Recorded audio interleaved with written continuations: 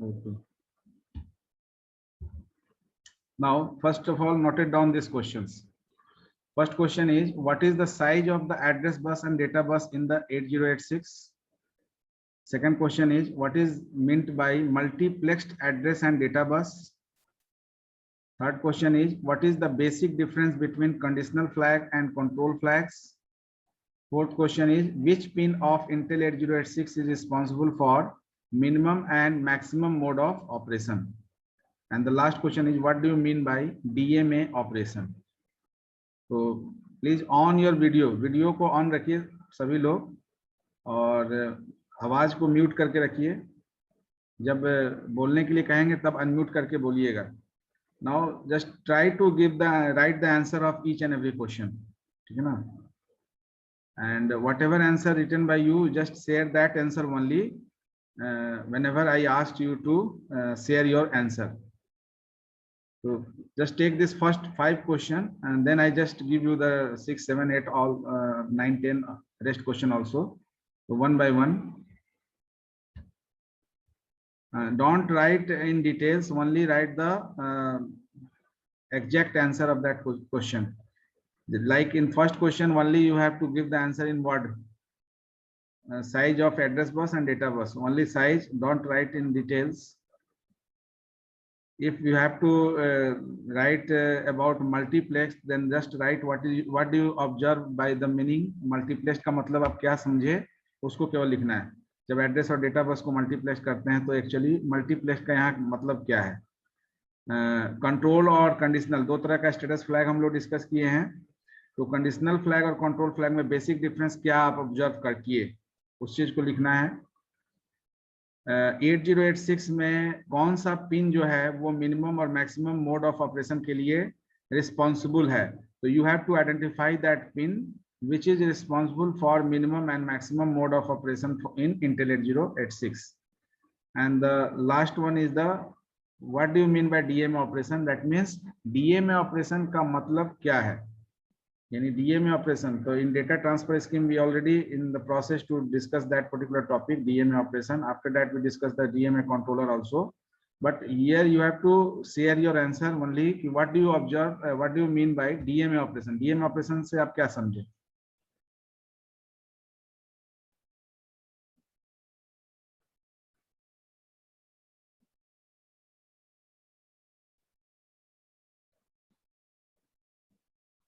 Once you completed the answer, just raise the hand. If you do not raise the hand, then I randomly call the particular student to share the answer.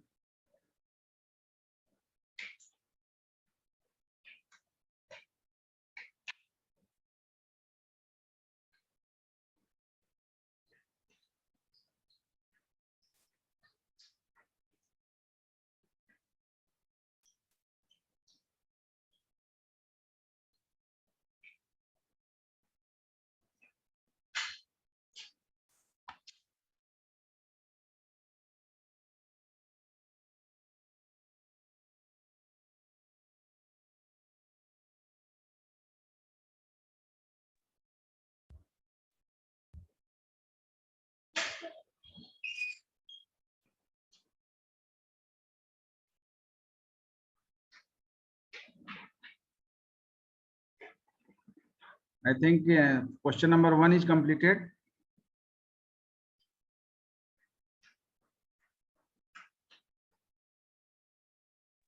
Yes, sir. Yes. So,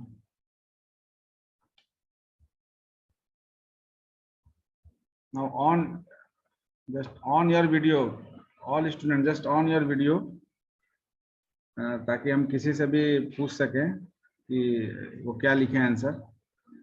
अगर share करने के लिए बोलेंगे तो आप उसको camera की तरफ शेयर भी कर सकते हैं, क्या लिखे हैं आप, ठीक है ना। तो अमन कुमार रोल नंबर 18, अमीशा कुमारी, ये कौन है 56 रोल नंबर, अमीशा कुमारी, अभिषेक कुमार, सुहानी कुमारी, खुशबू कुमारी, सानिया जफर, ये सब लोग ऑन करिए, वीडियो ऑन करिए।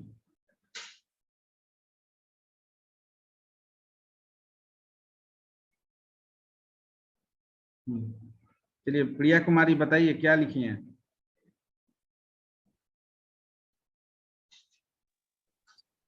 सर इसका नहीं लिखे हैं। फर्स्ट क्वेश्चन सर इसका नहीं लिखे हैं। फर्स्ट का नहीं लिखे हैं, अच्छा ठीक है वेट। अभिषेक कुमार,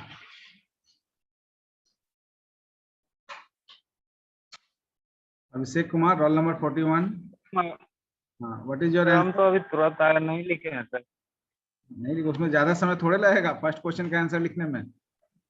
अच्छा ठीक है नहीं दीपक, लिखे हैं sir. Deepak Kumar roll number 44। Roll number 44 Deepak Kumar, are you there?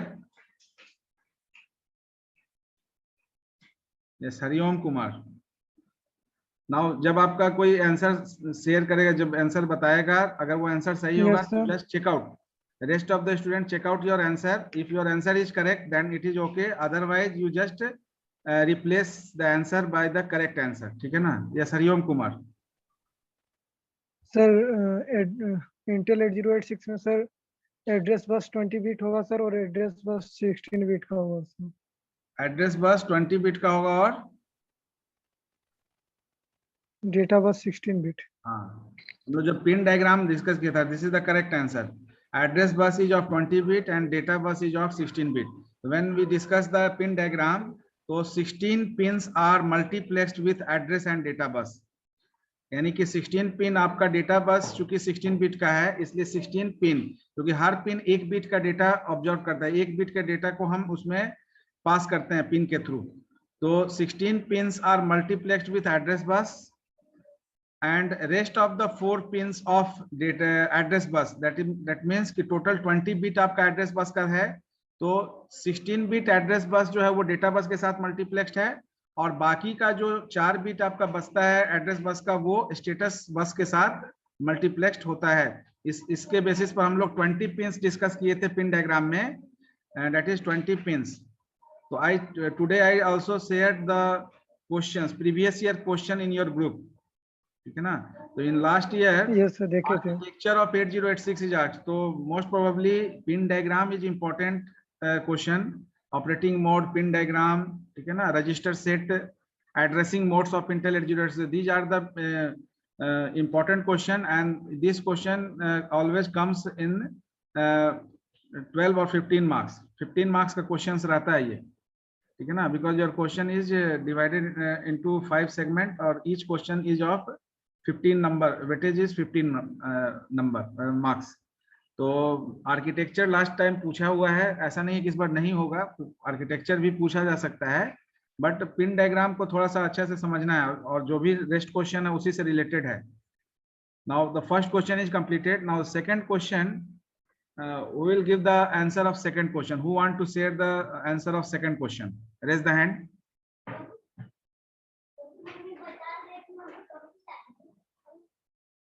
Second question है, what do you mean by multiplexed address and data bus? ठीक है जाओ।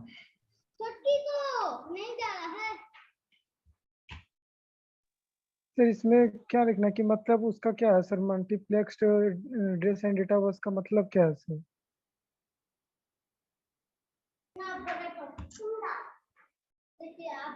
हाँ, इसमें ये बताना है कि मल्टीप्लेक्स का क्या मतलब है यहाँ पर, एड्रेस और डेटा बस या किसी भी particular.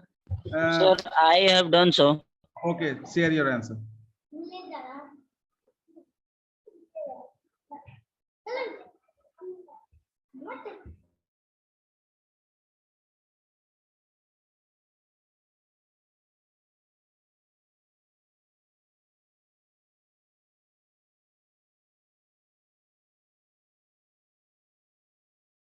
Yes, Rohit, share your answer.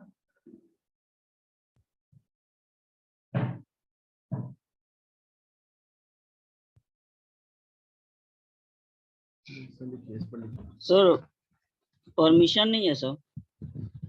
अच्छा शेयर करना, आपको स्क्रीन शेयर करना, ठीक ठीक, दे रहे हैं परमिशन, दे रहे हैं, करिए। सर आपका सर स्क्रीन शेयर है इसलिए सर हम नहीं कर अच्छा अच्छा ठीक है okay you want to share I just want now you share it sir ऐसे बोल रही नहीं शेयर करना चाहते कर दीजिए सबका आंसर है केवल एक का है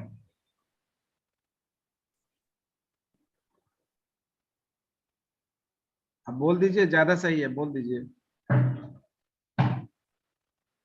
सर एक का सर लेके भेज रहे हैं। जैसे सर मल्टीप्लेक्स का मतलब होता है कि सर एक साथ में दो पिन को अटैच किया होता है उसमें जब एक पिन इनेबल होगा तो दूसरा डिसेबल होगा और जब दूसरा इनेबल होगा तो फर्स्ट वाला डिसेबल होगा यानी अल्टरनेटिवली वो काम करेगा बस सब। ठीक ठीक है यानी कि मल्टीप्लेक्स का मतलब क्या है मल्टीप्लेक्स का मतलब है कि at a time one of the particular function is going on and another one is in disable mode once the particular previous function is disabled then the next function is enabled यानी कि at a time either address या data bus दोनों में से कोई एक purpose को fulfil करेगा वो pin if it is fulfill the address bus functioning then data bus is disabled तो multiplex that means same pin is used for two different purpose एक ही पिन से दो different purpose को fulfill किया जा रहा है ठीक है that is okay rest of the student just check out the answer then the third question is what is difference between conditional flag and control flag sir इसका बोल सकते हैं नहीं आप नहीं बोलिए किसी और को स्वाति कुमारी हाँ ठीक है रखिए ठीक काम करो स्वाति कुमारी यस सर हाँ बताइए कंडीशनल फ्लैग और कंट्रोल फ्लैग में बेसिक डिफरेंस क्या ऑब्जर्व किया सर कंट्रोल फ्लैग जो फिर से रिस्टार्ट करता है प्रोसेस को और कंडीशनल फ्लैग कंट्रोल करेगा रीसेट बाय द प्रोग्राम को ऑन योर वीडियो को ऑन करिए वीडियो ऑन करके बोलिए Chetan Anand on your video rest of the student on your video sir control flag reset करेगा फ्लैग विल भी रीसेट करेगा और by the processor and conditional होगा फ्लैग को नहीं तो सेट और रीसेट तो दोनों में होगा कंट्रोल फ्लैग में भी सेट रीसेट होगा यानी कि जो फ्लैग है वो तो इनिशियली डिफॉल्ट 0 है यानी फ्लैग क्या है वो एक बिट का फ्लिप फ्लॉप है जो एक बिट के इंफॉर्मेशन को रखता है that information is either in the form of 0 और 1 तो इनिशियली वी असाइंड 0 यानी कि inside the system all the flags are assigned by 0 initially yes Vishnu Gautam बोलिए यस सर ये सेट और रीसेट सर ये प्रोग्रामर की तरफ से करेगा कौन ये एक कंडीशनल फ्लैग कंट्रोल करेगा वही तो बोल रहे हैं फ्लैग प्रोसेसर बिल्कुल बिल्कुल हाँ थोड़ा सा और एलेबरेट करने का हाँ प्रोग्रामर पॉइंट ऑफ व्यू और सिस्टम पॉइंट ऑफ व्यू तो एक प्रोग्रामर पॉइंट ऑफ व्यू यानी कि प्रोग्रामर जो आप जैसे प्रोग्राम लिख रहे हैं तो आपके इंस्ट्रक्शन के हिसाब से एएलयू में ऑपरेशन होगा एएलयू में जो फंक्शनिंग होगा उसके कंडीशन के बेसिस पर आपका स्पेसिफिक कंडीशनल फ्लैग ऑन होगा that means ALU part of में जो भी आपका ऑपरेशन होगा अगर उसमें निगेटिव वैल्यू आता है तो साइन फ्लैग ऑन होगा अगर आपका 0 वैल्यू आता है 0 फ्लैग ऑन होगा यानी कि all the conditional flag is related with the ALU part of operation because the operation is initiated and instructed by the programmer that means it is totally programmer based आपका जो है वो आपका conditional flag है but interrupt flag या direction flag या trap flag ये आपका सिस्टम में अगर कोई रिसोर्सेस इनकम्प्लीटनेस है तो ये माइक्रो प्रोसेसर के जनरल फ्लो को नॉर्मल फ्लो को इंटरप्ट करता है यानी कि आपका नॉर्मल प्रोग्राम एग्जीक्यूशन को इंटरप्ट करता है जब भी कोई आईएसआर जनरेट हुआ या जब भी कोई आपका एड्रेस ट्रैपिंग हुआ एड्रेस एरर जनरेट हुआ तो वो नॉर्मल प्रोग्राम फ्लो को इंटरप्ट करता है तो control flags affect the particular processor and conditional flag is related with the programmer instructions whatever programmer gives the instruction to the computer so that is okay rest of the students check out the answer now fourth question is Rohit Kumar what is the fourth question question, Yes, Sir, sir. sir, which pin of Intel 8086 is responsible for minimum and Yes. maximum mode So of I operation? expect this. I expect the answer of this question to most of the students. So I first of all raise the hand. How many of you completed this question? Raise the hand. Raise the hand. Only two. What? 3, 4. What is the problem with the rest of the students? They are not getting the point. आप लोग को question समझ में नहीं आ रहा है क्या? स्वाति कुमारी, आपने भी नहीं रेज किया, नहीं हो रहा, आपको समझ में आ रहा है?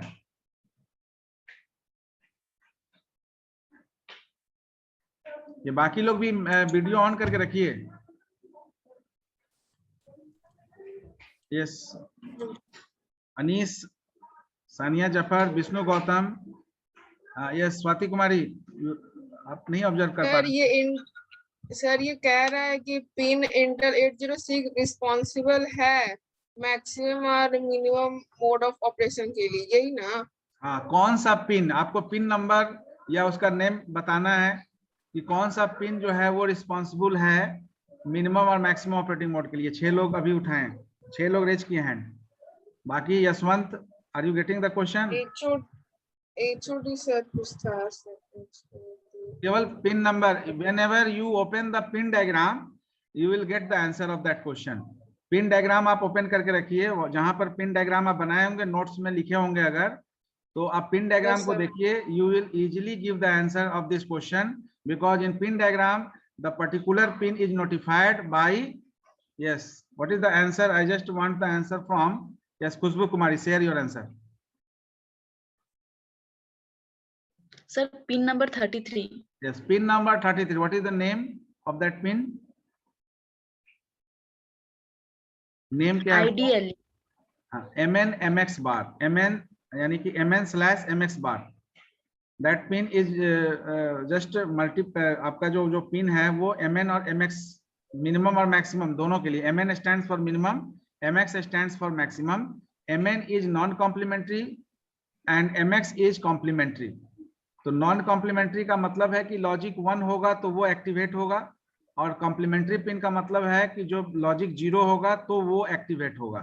तो जब लॉजिक 0 कब होता है, अब अगर हम यहाँ इस क्वेश्चन में पिन की जगह पिन्स कर दें तो एक से अधिक पिन आपका रिस्पॉन्सिबल हो जाएगा। अभी आप पिन पूछा गया है तो केवल एक पिन बता रहे हैं, लेकिन ये एक्चुअली और कौन सा पिन होगा इसमें, इसके साथ साथ अगर हम नंबर ऑफ पिन्स पूछें कि रिस्पॉन्सिबल फॉर मिनिमम और मैक्सिमम, तो दूसरा पिन किसको आइडेंटिफाई करेंगे? हरिओम। एक तो ये डायरेक्ट पिन है MN MX बार, जिसमें मिनिमम और मैक्सिमम मोड समझ में आता है। ये मिनिमम मैक्सिमम कैसे होता है, कौन दूसरा पिन कौन है जो इसके लिए रिस्पॉन्सिबल है मिनिमम और मैक्सिमम के लिए? हरिओम बताइए। हाँ सर पता नहीं है सर दूसरा पिन कौन सा है। एनी स्टूडेंट, कोई भी स्टूडेंट जिसको पता हो? Sir pin 23। पिन 23। 23 क्या है? Pin 23 sir. हाँ, पिन 23 क्या है? टेस्ट है वो। टेस्ट है। हाँ। तो टेस्ट है तो वो तो स्पेसिफिक है, वो तो आपका जब ALU से स्विच करेगा तो वो आपका तो उसके लिए होता है सर। हाँ। लेकिन हाँ सर एक पिन है, पिन नंबर 40, जब हम लोग डिस्कस कर रहे थे तो बताए थे। Sir VCC।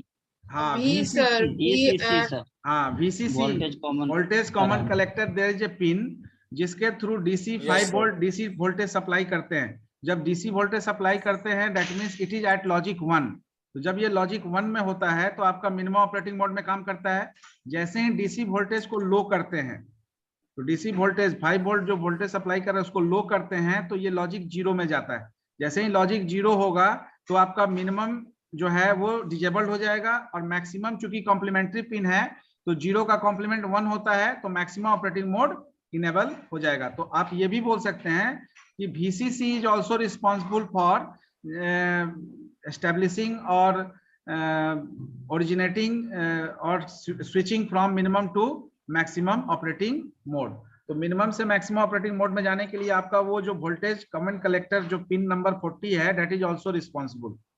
ठीक है ना? जैसे मल्टीप्लेक्स्ड एड्रेस और डेटा बस हम लोग बोले तो मल्टीप्लेक्स्ड एड्रेस और डेटा बस में मेन पिन आपका कौन रिस्पॉन्सिबल है जो इसको मल्टीप्लेक्स्ड को ऑर्गेनाइज करता है? That is the ALE pin, यानी एड्रेस लैच इनेबल। तो जब आपका ये वोल्टेज आपका लो होगा तो ALE आपका क्या होगा? हाई रहेगा ना। जब वोल्टेज सप्लाई करेंगे तो ALE भी आपका हाई रहेगा, लॉजिक 1 पर रहेगा। तो आपका इनिशियली जो CPU है उसको एड्रेस एलोकेट करता है CPU। डेटा बस का काम कब होता है? जब आपका फेच इंस्ट्रक्शन एलोकेट हो जाता है CPU में, तब उसको डेटा चाहिए, तब आप डेटा भेजते हैं। पहले तो आप क्या करते हैं? डेटा को डिक्लेयर करते हैं, डिक्लेयर करने के बाद प्रोसेस लिखते हैं, डेटा को इनपुट लेते हैं, इनपुट जब आप लेते हैं तब आप डेटा इन कराते हैं प्रोसेस में, और जब प्रोसेस हो जाता है तो डेटा आउट होता है प्रोसेसर से। यानी डेटा बस का काम बाद में होता है, पहले काम एड्रेस बस का। तो ये आपका switching alternatively as per requirement of the system, यानी प्रोग्रामर या जो आपका यूजर है उसके अकॉर्डिंगली आपका सिस्टम में ये चीज कंटिन्यूअसली होते रहता है। Now the last question is what do you mean by DMA operation? तो DMA ऑपरेशन के लिए कौन कौन लिखे हैं? सानिया जफर, रोहित कुमार, मल्ली रोहित कुमार। DMA ऑपरेशन क्या होता है केवल बताना है, लिखना है वन सेंटेंस में। Yes Anees, roll number 59, on your video camera and share your answer.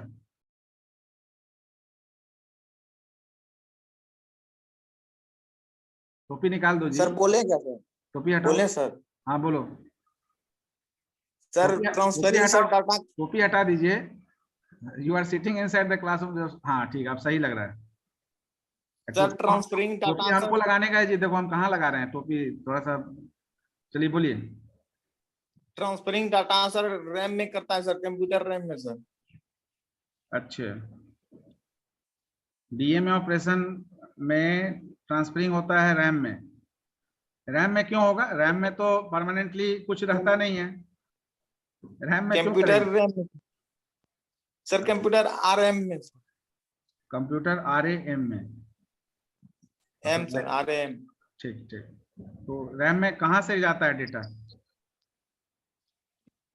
DMA sir, DMA से सर। DMA से, ठीक है। अभी क्योंकि हम लोग DMA कंट्रोलर अभी डिस्कस नहीं किए हैं, बट आपको यहाँ पर केवल DMA ऑपरेशन बताना है, तो डेटा ट्रांसफरिंग के हिसाब से आप बता सकते हैं। Yes Rohit Kumar, share your answer. Sir DMA controller responsible होता है डेटा को एक लोकेशन से अनदर लोकेशन ट्रांसफर करना। जैसे सर CPU का, उसके बीच सर CPU का इंटरवेंशन नहीं होता है, वो सिर्फ ग्रांट लेता है CPU से, एंड ये ओनली यही रिस्पॉन्सिबल होता है। वो डेटाबेस एंड एड्रेस बस, वो दोनों ही अटैच हो जाते हैं DMA से, एंड देन फिर ट्रांसफर टेक पैलेस हो जाते हैं। यस यस, location से। DMA का मतलब ये है, DMA is a way of data transfer, it is one of the way of data transfer. तो डेटा ट्रांसफर बेसिकली कहाँ कहाँ होता है, किसके किसके बीच में? डेटा ट्रांसफर होता है CPU और मेमोरी के बीच में, CPU और इनपुट आउटपुट डिवाइसेस के बीच में, मेमोरी और इनपुट आउटपुट डिवाइसेस के बीच में। तो आपका जो मेमोरी और इनपुट आउटपुट डिवाइसेस के बीच में जब होता है डेटा ट्रांसफर, तो वहां पर CPU का कोई इंटरफेरेंस नहीं होता है, और अगर CPU का इंटरफेरेंस हम कराते हैं तो ये केवल प्रोसेस को डिले, हाँ ये प्रोसेस को डिले करता है, यानी कि आपका जो ट्रांसफरिंग प्रोसेस है वो डिलेड होता है। तो in between memory and peripherals whenever there is a need to transfer data, तो DMA ऑपरेशन इज नीडेड। तो DMA ऑपरेशन में क्या है? DMA का मतलब होता है डायरेक्ट मेमोरी एक्सेस, यानी whenever memory is access directly without any CPU interference, then the data transfer occur in DMA mode. तो DMA मोड में डेटा ट्रांसफर जब होगा तो वहां पर कोई भी CPU इंटरफेरेंस नहीं होगा, CPU का किसी तरह का रोल प्ले नहीं होगा। CPU के रिसोर्सेस का यूटिलाइजेशन आपका DMA controller movement of data from one location to another location वो करेगा, ठीक है ना? तो that is the 5 question. I think that most of the students are not in a, बहुत सारे लोग नहीं लिख पा रहे हैं, क्योंकि जो लिखे हुए हैं वो शेयर कर पा रहे हैं, जो नहीं लिख पा रहे हैं वो शेयर भी नहीं कर पा रहे हैं, ठीक है ना? लिखने के लिए चूंकि क्लासेस हम लोग डेली कंडक्ट कर रहे हैं, तो थोड़ा सा वर्कआउट होना भी जरूरी है। टॉपिक्स डिस्कस करने के बाद थोड़ा सा टॉपिक से रिलेटेड स्क्रीनिंग ऑफ क्वेश्चन भी जरूरी है। So these are some basic questions related with the topic earlier we discussed in the session. Now in any of the question any doubts you have? किसी student को कोई doubt हो? 5 question में किसी तरह का कोई डाउट नहीं है ना? सर हाँ हमको ऐसा बोलिए। सर वो condition flag and sir control flag, sir condition flag का मतलब सर यही नहीं होगा कि सर वो कंडीशन एक कंडीशन को एक्वायर करेगा और सर कंट्रोल फ्लैग में सर विदाउट कंडीशन के इंटरप्ट हो जाएगा। हाँ हाँ हाँ बिल्कुल बिल्कुल, विदाउट कंडीशन के इंटरप्ट हो जाए।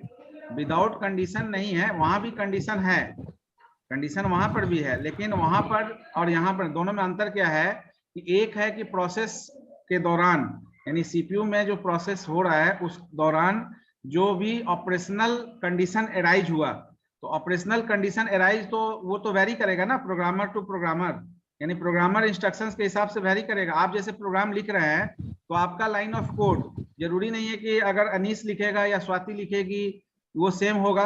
सेम ऑब्जेक्टिव के लिए डिफरेंटली आप इंस्ट्रक्शंस को लिख सकते हैं, कोड कर सकते हैं। तो वो that is why it is programmer dependent. The programmer instructions के बेसिस पर अगर कोई कंडीशन एराइज हुआ तो कंडीशन एराइज हुआ या सिस्टम कॉल्स पर्टिकुलर और कॉल हुआ तो उस केस में आपका कंडीशनल फ्लैग ऑन होगा। अब कंडीशनल फ्लैग आप जब जैसे मान लेते हैं कि यूजर प्रोग्रामर ने कोई प्रोग्राम लिखा a + a - b, अब a - b में यूजर जो वैल्यू डालेगा a और b का उसके हिसाब से वैल्यू आउटकम जनरेट होगा। तो जब यूजर आपका a और b दोनों सेम वैल्यू ले लेगा तो a - b का रिजल्ट क्या आएगा? 0 आएगा।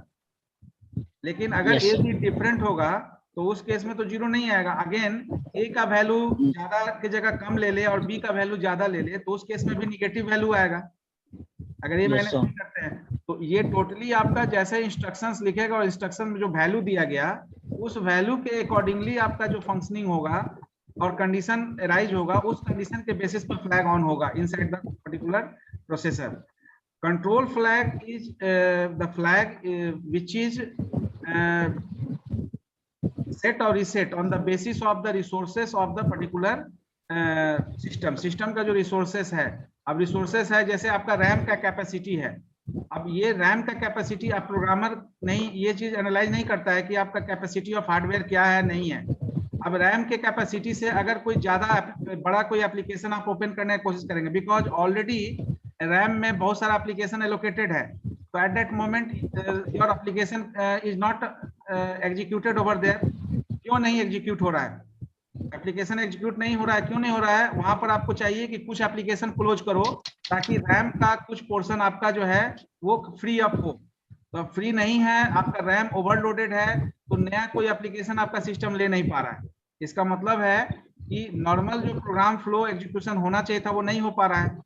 तो वहां पर एक तरह का कंट्रोल फ्लैग आपका काम कर रहा है जो आपको ये इंस्ट्रक्शन दे रहा है कि आप you just off the some of the particular application to initiate the new one. नए कुछ भी एप्लीकेशन को इनिशिएट करने के लिए प्रीवियस एप्लीकेशन को आप क्लोज करिए, ठीक है ना, because your RAM is not capable to open new application right now. तो अब ये इस तरह का है। या किसी तरह का कोई एड्रेस ट्रैपिंग एरर आया तो ये एड्रेस ट्रैपिंग एरर आपके सिस्टम से रिसोर्सेज से रिलेटेड ही है। Control flag is overall affect the particular normal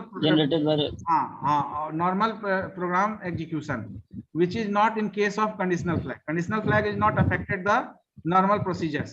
वो केवल आपका कैलकुलेटिव या मैनिपुलेटिव कंडीशंस के बेसिस पर इनिशिएट होता है। अफेक्ट हाँ, so that is the main difference between that two। now got it sir। हाँ, next question you just mentioned next thank you sir। okay, just note it down the next question। Question number 6, 7 and 8। Question number 6 में है which pin is responsible for initiating DMA operation in 8086। हम लोग discuss किए थे जब pin diagram discuss कर रहे थे, मैक्सिमम और मिनिमम दोनों में डीएमए ऑपरेशन के लिए एक पिन रिस्पॉन्सिबल है। डेटा ट्रांसफर स्कीम में भी डिस्कस किए थे। तो आपको उस पिन को आइडेंटिफाई करके बताना है कि कौन सा पिन है और मिनिमम में मैक्सिमम में क्या होता है। इतना तो आप कंफर्म आप समझिए कि वो 24 से 31 तक के पिन के बीच में ही होगा। क्योंकि मिनिमम और मैक्सिमम दोनों की बात हो रही है। तो which pin is responsible for initiating DMA operation? 7th number question is what is the basic difference between minimum and maximum operating mode in Intel 8086? यानी जो हम लोग मिनिमम और मैक्सिमम मोड बात कर रहे हैं, ये मिनिमम और मैक्सिमम ऑपरेटिंग मोड में बेसिक डिफरेंस क्या होता है? Why we term the particular mode as a minimum and why we give the name maximum to the particular mode? So what is basic difference between minimum and maximum mode of in Intel 8086? Then in question number 8, you have to identify the name of addressing modes. After discussion of addressing modes, EA stands for effective address. So there is some effective address given to you and you have to identify the name of that addressing modes, जिसके लिए ये effective address हम use करते हैं. तो in question number 8 there is 5 section. आपको effective address देखना है, बताना है कि ये कौन सा addressing mode के लिए यूज किया जाता है. Are you getting the point? Yes, sir. Just do it. Write the answer of these questions. Question number 6, 7, and 8. 8 consists of five subpart.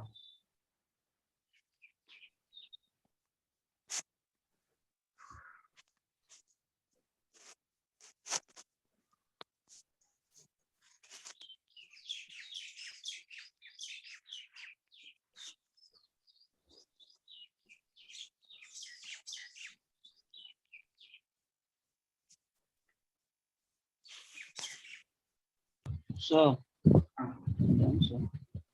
कर लिए? yes, sir. एक मिनट.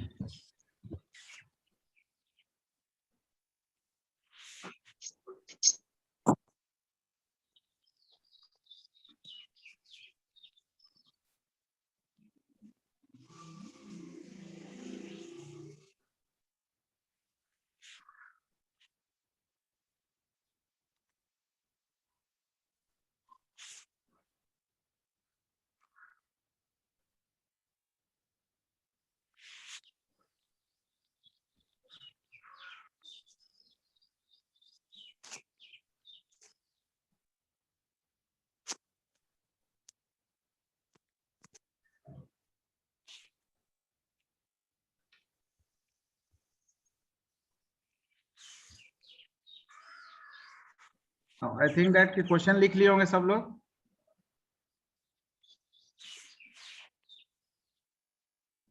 क्वेश्चन लिख लिए ना सब? कोई ऐसे हैं जो नहीं लिखे हैं? Because I want No, sir. I just stop the sharing.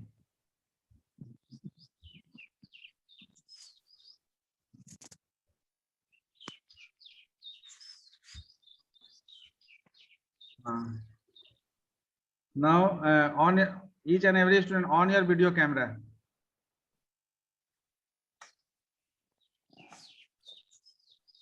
कुछ लोग हैं जो video camera. Suhani Kumari on your video camera. Abhishek Kumar. Yes. हाँ, व्हाट इज योर आंसर? अभिषेक बताइए. क्वेश्चन नंबर 6 का आंसर क्या लिखे हैं? सर होल्ड और HLDA. होल्ड और HLDA. That means pin number. Pin number 31 और 30. Yes, pin number 30 and 31. ठीक है, 31 and 30 also. And that means hold and HLDA, that is for minimum mode, and in maximum that is request and grant, RQ and GT. ठीक है ना? Yes, so sir. that pin is responsible for DMA operation, because in DMA operation we just see the diagram whenever we discuss the particular topic. In DMA controller get the request from the disk controller, and once the DMA controller get the request from the disk controller to organize DMA session, then DMA controller passes the request to the CPU 8086, and to submit that request, DMA controller need that pin, hold pin. So hold pin is used for hold request. So request is submitted by DMA controller by hold pin, and acknowledgement is given by the particular processor through the HLDA pin, that is the hold acknowledgement, pin number 30. तो pin number 31 and 30, these two pins are responsible for initiating DMA operation. Correct. Your answer is correct. Rest of the students अगर यही लिखे same answer होगा तो that is okay. If your answer is different, then just check it the answer by pin number 31 and 30, that is hold and HLD. Hold और HLD आप बोलेंगे for minimum mode, और RQGT0 complement, RQGT1 complement, that is for maximum operating mode. RQ का मतलब request से है, GT का मतलब ग्रांट से है. तो रिक्वेस्ट जैसे होल्ड है तो रिक्वेस्ट आपका होल्ड का काम करता है और ग्रांट आपका जो है एक्नॉलेजमेंट HLDA का काम करता है मैक्सिमम ऑपरेटिंग मोड में. हाँ, now the 7th number question कौन किए हैं? Question number 7. Yes Suhani Kumari, on your video camera, बताइए. Yes sir maximum operating mode ये काम करता है. उसमें एक प्रोसेसर एग्जीक्यूट होता है और क्या करता है, और मिनिमम में एक ऑपरेटिंग मोड ये करता है और मैक्सिमम में मल्टीपल प्रोसेसर एग्जीक्यूट करता है. मल्टीपल प्रोसेसर में बताइए कि क्या होगा. एक तो प्रोसेसर आपका है, दूसरा क्या प्रोसेसर यूज हो रहा होगा? मल्टीपल प्रोसेसर में 8086 मतलब कि ALE उसका. हाँ ठीक है, कोई नाम बता सकते हैं? हाँ ALE तो पिन है. मल्टीपल प्रोसेसर जब आप बोल रहे हैं तो एक तो आपका 8086 प्रोसेसर है, इंटरनल सिग्नल जनरेट कर रहा है, कंट्रोल सिग्नल, लेकिन एडिशनल कंट्रोल एक्सटर्नल सिग्नल के लिए कोई प्रोसेसर यूज होता है? सर ये क्या कहता है, मैक्सिमम यूज होगा ना. हाँ, मैक्सिमम मोड में एक्सटर्नल बस कंट्रोलर जिसके लिए यूज किया जाता है वो प्रोसेसर का नाम केवल बता दीजिए.